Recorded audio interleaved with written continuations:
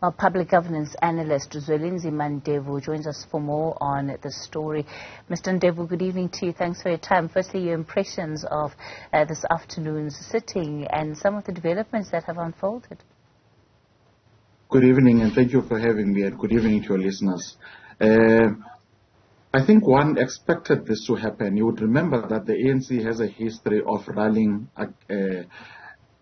on their own. If people are challenged, especially their leaders, they've got a way of coming together and supporting their leaders. So this to me was expected, and that is why I always said that there was no need for the president or anybody to panic, because the leadership of the ANC will ensure that they do that. But what has surprised all of us was people publicly defying the mandate or the instruction of the leadership of the ANC and are voting against what the party would term the party line. So that was a surprising thing. We have expected it because people have been saying it in the past few days, but we never thought they would do it, or especially a person of Ms. Nkosazana Zuma's caliber, who has a good track record within the movement, has spent many, many years. And that was something that surprised me.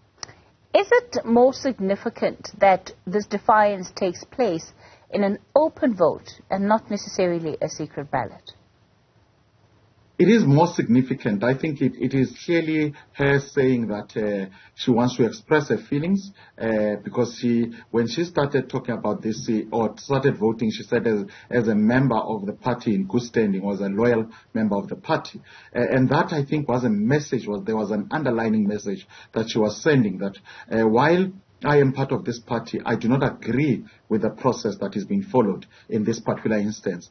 It is very significant in that sense, but I'm not sure whether in politics timing is also very important. It's just a few days before the elective conference, and she is taking this decision. And I know that she's got ambition of standing in that elective conference. So it might be an unfortunate mistake from her side to do that.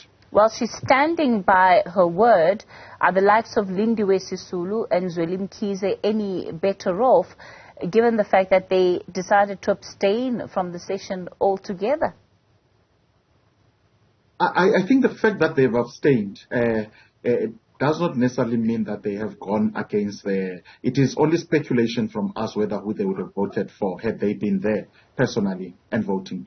But I think the biggest challenge is when you publicly define an organization that has to have some authority over you being a public representative in that institution. And that says that either you are saying the center can no longer hold or there is no longer any processes that are followed within the party itself. How is absence from such an important session not in and of itself defiant? They are defiant, but I am not sure whether for a politician who's got ambition, it is in her interest to do that publicly. So I'm really not sure whether it is in her interest. There might be underlying issues that one might not be aware of, but I think it is suicidal. So what I'm asking here is again on the part of leaderVuyolwethu and Zwelinzima, that how is their abstaining from participating in the vote today, how is that not defiant? I'm not sure whether they've given reasons. Remember, when you don't participate, it might be that they're not feeling well. As a result, they could not be there.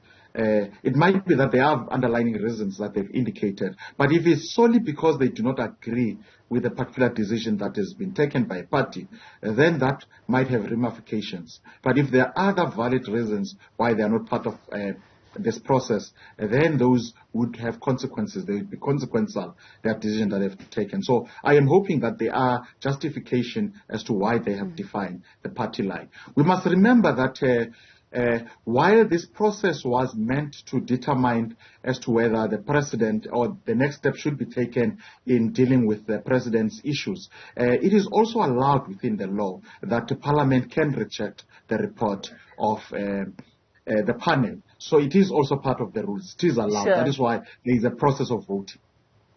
Let's talk about comments that were made by Ronald Zungula just after the sitting. He says that the fact that you have these members that voted yes in an open platform is a signal and shows the fact that nobody was threatened, at least from within the ANC, about whatever position that they would take.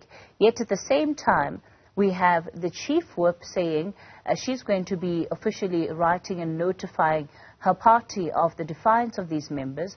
Gwede Mantashe also echoing that sentiment. So the big question, of course, is really around what happens to these individuals now that they have taken this move.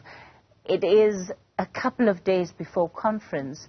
What do you think are some of the scenarios that are likely to play out? I think the ANC has a history of isolating people who defiance the party. We know even in President Zuma's issues when ANC instructed its members to vote according to party lines, and there were those who defied the ANC. They were not publicly reprimanded, but over time they were isolated. As a result, they are in the fringes now. Some of them left the party ultimately and joined other parties.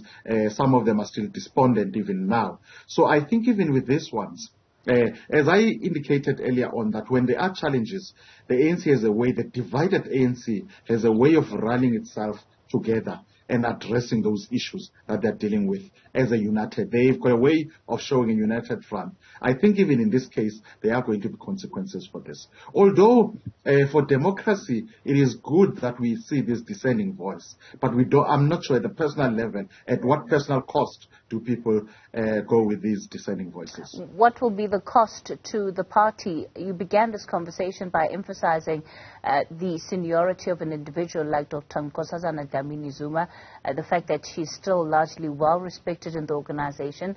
Is it in the interest of the party to be seen to be targeting or even isolating somebody like her? I think it depends on whether Nkosazana Zuma would be part of the new leadership that is elected. Because if she's not part of the leadership that is elected at the conference over the weekend, then by